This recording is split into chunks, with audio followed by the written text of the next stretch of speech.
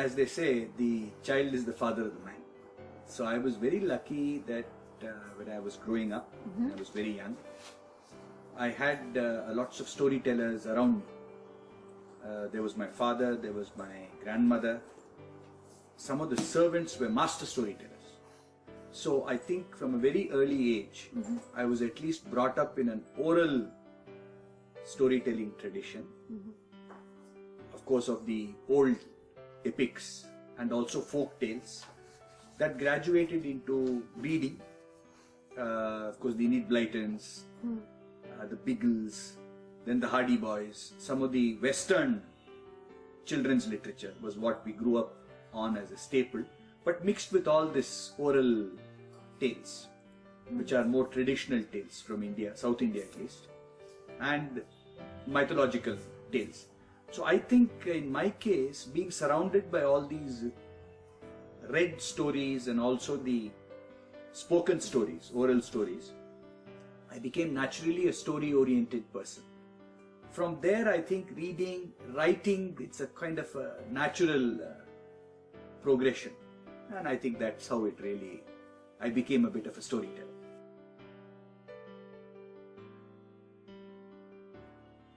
See, Indian history, I think, is probably the richest lode or source of stories.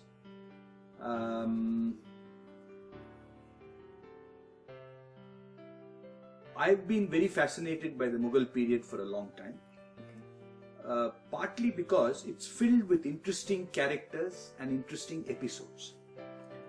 Of all of them, the character of Akbar I like personally very much, because we know a little bit more about him. Again, both from folk tradition and from written records.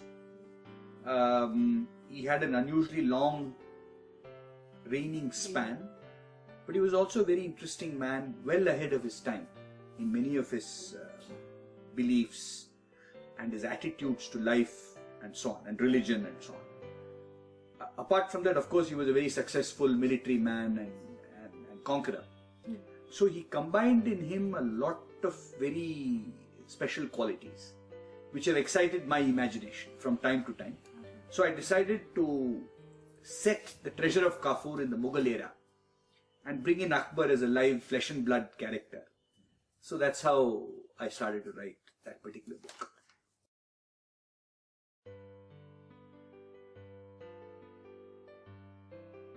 I think at some level, you write, you draw on characteristics of people you like, you admire, or characteristics by themselves that you believe are admirable qualities in people. So I think that's influenced a lot of how I've built my characters. So some of the animal characters in the Treasure of Kafur have very specific qualities. Could be humor, could be wisdom, courage. Those are the admirable qualities. But they also, show up weaknesses, they show up deficiencies, which I suppose is true of all of us. So, yes, in a word, I think the characters, reflect a lot of what I find attractive in people. It's a broader question. How much of an author is in any book? I'd say a fair bit. Because the author is usually investing emotion, investing creative imagination. And another peculiar thing, very interesting thing I have found is, even if an author claims it, I think he or she cannot be very distanced from the book. In that sense, you're not very objective about your own creation. The second thing that I suspect is that subconsciously there is much more of the author in the book than even the author realizes. You come across it in strange moments only when somebody else says, hey, you know what? Why was this particular incident painted in this way? And I believe it is because of so-and-so experience that you had when I have known you. So a close friend can give comments like that and insights, and then you realize, my God, it's really possible. And I never thought so. So So there have been some of these moments where you realize that you're far more invested in the book. Your subconscious mind is working inside the book in many ways which you don't realize. So yeah, I think in other words, the book is the creative, almost like a part, an adjunct of the author. So I think yes, there's a lot of me in the book.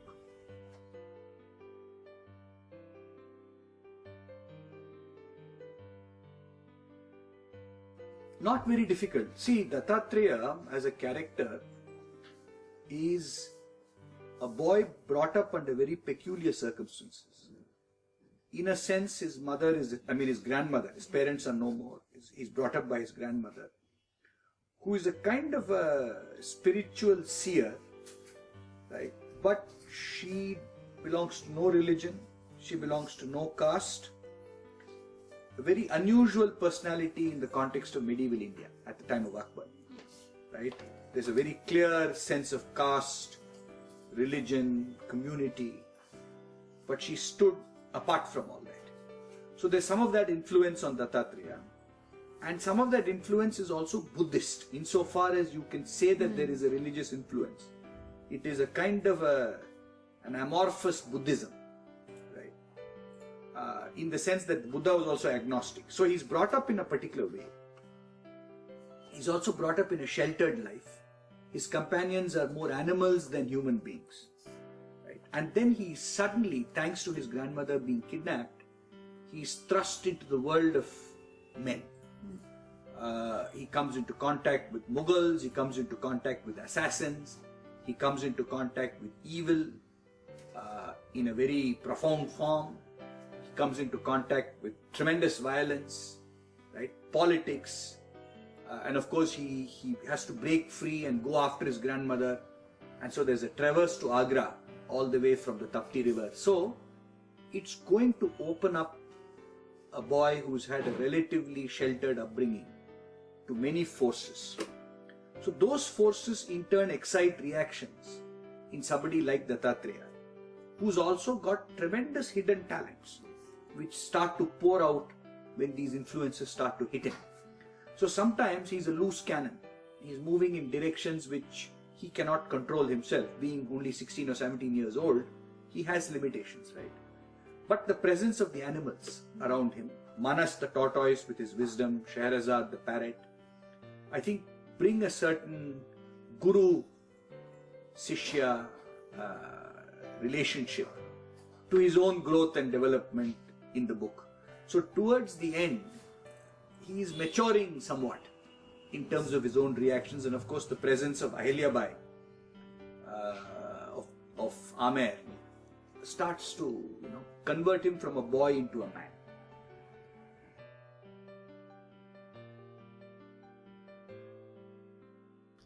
Originally, you'll be interested to know, the Taraks were actually a play on the thugs.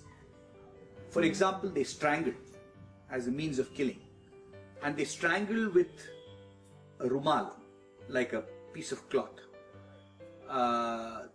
Thugs were also used the rumal, and the thugs were worshippers of Kali. But here the Taraks are the worshippers of Tataka.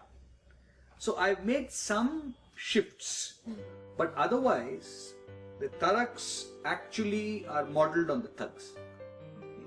And if you look back at the history of the thugs, Thuggy was of course operated at its peak during the British era and were ultimately extinguished by a Britisher called Sleeman. But some of the history of the thugs seems to go back all the way to Akbar's reign or even before.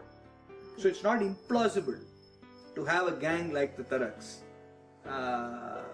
and they are very much modelled on Thuggy and the thugs of British India.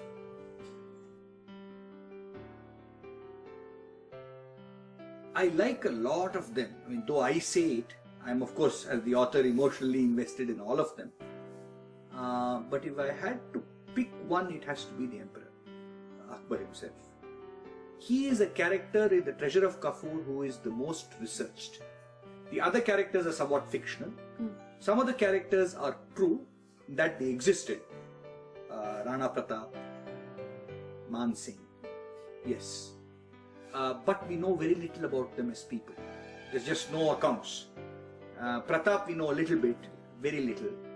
But Akbar we know a little bit more. Both, there's enough accounts of his reign. Jahangir himself has described his father in a little detail. There's a lot of folk stories about Akbar. So Akbar's character comes through, and I was able to historically research him. And most research in any character in the book has gone into the persona of Akbar. So I think Akbar is the character on whom I have spent a lot of time developing. And I would say if I had to pick a character, it would be the Emperor himself.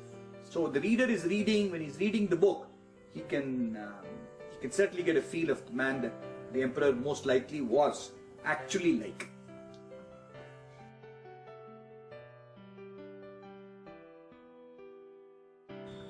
So if you read both the books, you'll find I've left the opening a little, it certainly leaves scope for sequels. My immediate book to be released by my publisher, Span Macmillan, will happen in later in 2015. It's called Skyfire, and it will be a sort of sequel to the first book, The Shadow Throne. So that's my immediate project. Whether there will be other books, of course the answer is yes, but what form they will take is not yet definite. But I am working on a thriller that's set in New York. So, but we will see how that comes. Very early days yet, as far as that.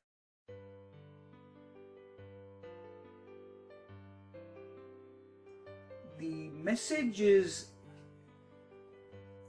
I'd say, of course, read my books, write in to me, and I'd love to get your criticism, good, bad, whatever. It's what keeps writers like us really going. That's certainly one request. But advice, I'd say read as widely as you can. I think reading is one of those things that really is now practically free. And I think it adds tremendously to one's inner life and richness. It's the real lodestone from which ideas, emotions can all come. And I think it's one of the best things that we can be is to have a reading habit. Last but not least, I'd say write.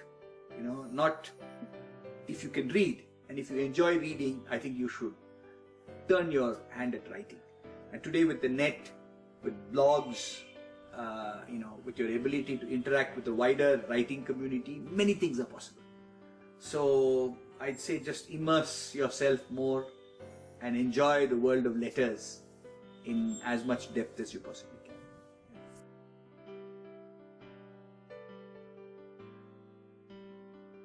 So JustBooks, I think, is playing an important role. We know that the reading habit is changing. With demographic change in India, with also cultural and social and economic change, reading habits are also changing. We find the rise of popular fiction. We find the rise of also fiction that I would call transient, that is temporary. Magazines, pop culture, politics, fashion, anything that's momentary takes up a lot of reading time. We also see the tremendous rise of electronic reading, social media interaction. All that cuts into reading. And I think it's not for the good. It's not at least all for the good, right? So to re-engage the public into the reading habit, I think organizations like JustBooks play a very important role. Also, your business model is such that it permits affordable reading. Today, one of the things is people go to the bookstore, but they don't buy. could be because of budgets. It also could be that they get things free on the net. We don't know. There are multiple factors at play. I think in that space, to have a little store like JustBooks as a lending institution, library, you come in, you can browse, you have a wonderful selection, you're reaching out to multiple sections in a city.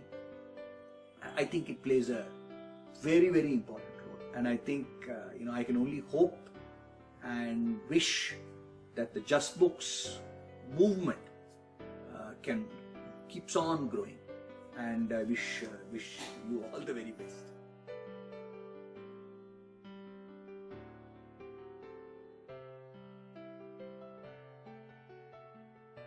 I'd say Sherlock Holmes.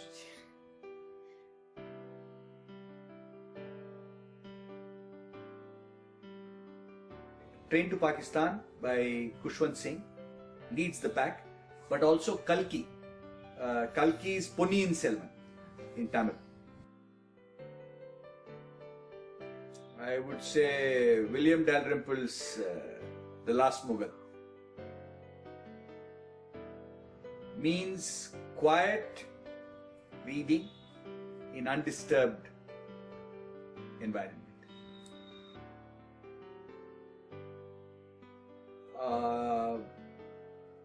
Well, in terms of what I feel and I'm invested in, I would say Conan Doyle's Sherlock Holmes stories.